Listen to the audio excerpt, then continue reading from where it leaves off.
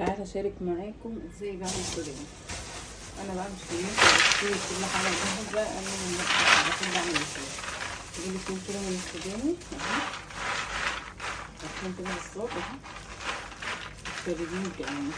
لو انت جايبه كميه كبيره لازم ايه تفرديها كده. هجيب كمان كوبايه بقى كده،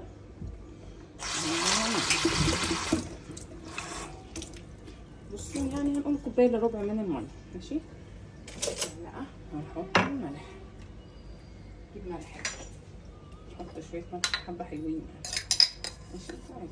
بسم الله الرحمن الرحيم. في ناس بتحط كركم، عايز يحط كركم نحط، احنا ممكن نحط يعني. عندي كركم حطيت معلقتين سكرين، معلقتين ملح، خليهم معلقتين ونص.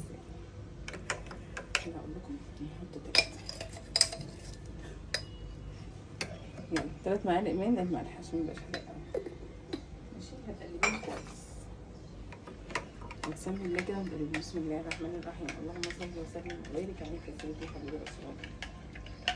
طبعا يعني اسهل ان احنا نشتروه جاهز واوفر لصحتنا وكده، يعني اوفر لصحتنا يعني.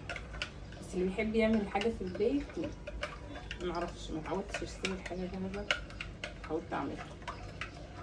ربنا يدينا الصحه كده ونفضل نعمل لاولادنا. قلبي الملح بقى كويس. ممكن احط شويه كركم، لو هتحطي كركم هتحطيه على الميه. تعالوا كده اجيب شويه كركم.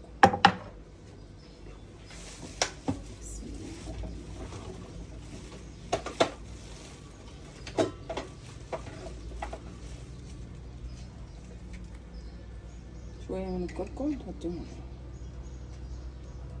صغيرين عشان احنا مش عايزينه يبقى ملون ياما يعني.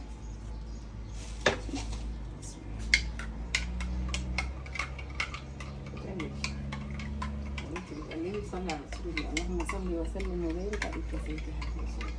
دايما كده اي عمل بتعمليه اذكري الله وصلي على رسول الله. اللهم صل وسلم وبارك عليك يا سيدي. يلا بينا. مش عارفه بقى لون، انا اول مره اعمله بالكركم، خلي بالك يعني. دي تقليده لايه؟ للمقلة يعني.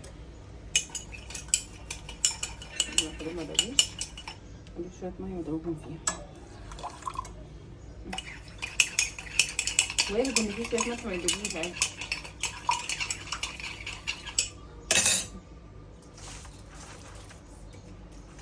بعد ما عملنا بعمل ايه؟ الشطايه اللي قدامي سيبي كوبايه الميه اللي انت حطيتيها دي تبقى دي كده. طبعا عشان مش حاطه كركم ياما مش حاسه بلون قوي.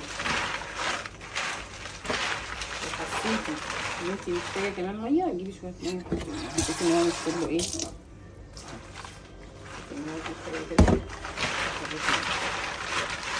الميه دي اللي بتطيبه يعني عشان كده ايه ما يتحرقش على طول كده في الفرن. يعني يبقى الرف كده. بصوا في هنا مسافه، يعني شايفين هنا في مسافه، بحطه واسيبه يطلع على النار هاديه. يلا سلام عليكم. هو بقى بعد ما طلع او خلصت عملت عليه طابه اهو، بس ما اتحرقش ولا حاجه. واحده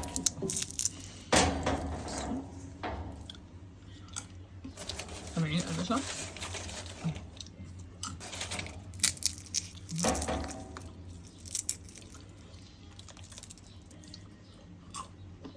سامعين؟ مش حاجه اتحرقت ولا حاجه. لازم بقى بعد ما تعمليه يعني ده ما اتحرقش، ده كده متحمص اهو. بصوا اعملوا بالطريقه اللي قلت لكم عليها دي، هيطلع معاكم سهل جدا، مش بياخد معاكي ربع ساعه ويكون متحمص. يلا كل طيبين. ما تنسيش بعد ما تحمصيه تحطيه في كيس وتشيليه عشان ما يرطبش. السلام عليكم.